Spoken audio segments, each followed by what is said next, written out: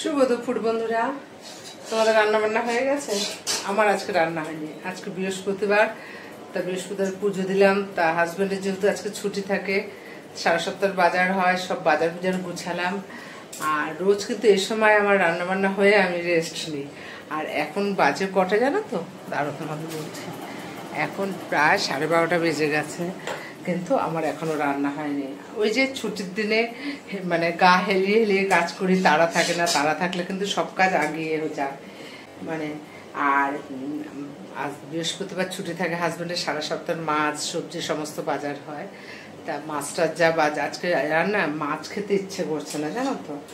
তা আজকে কি করব, হাঁসের ডিম করব। তা চলো দেখাই কি কি করছি। দেখো, হাঁসের ডিম মাঝখান দিয়ে কেটে ভাজা করব, পেঁয়াজ দ্বারা দেখাচ্ছি।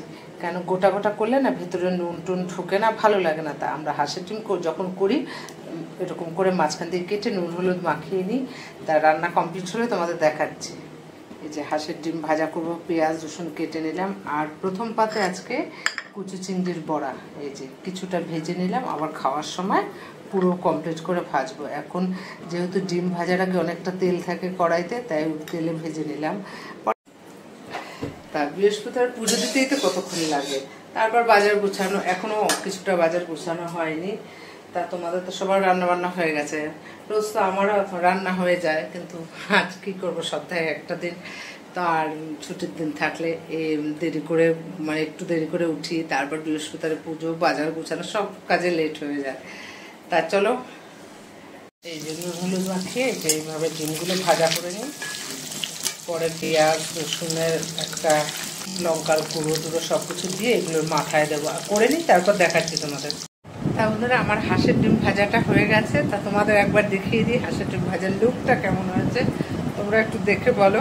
এই যে হাঁসের ডিমগুলো এমন করে ভেজে নিয়েছি। আর এই যে এবার মাথায় মাথায় দিয়ে দেবো।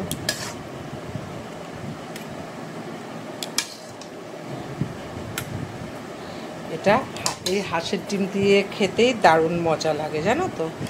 তা তোমরা একদিন বানিয়ে খেয়ে আমাকে একটু কমেন্ট করো কেমন লাগছে। এই দেখো, দেওয়া কমপ্লিট। খাওয়ার সময় এরকম পেঁয়াজ সমেত ডিম তুলে নিতে হবে। আর গরম গরম মানে ভাতে এই আইটেমটা খেতে জবাব নেই। তা ডিম ভাজাটা কেমন লাগলো একটু কমেন্ট করতে ভুলো না।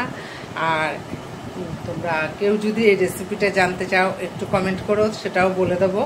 আর আমার ইউটিউব চ্যানেলে এই রেসিপি দেওয়াই আছে।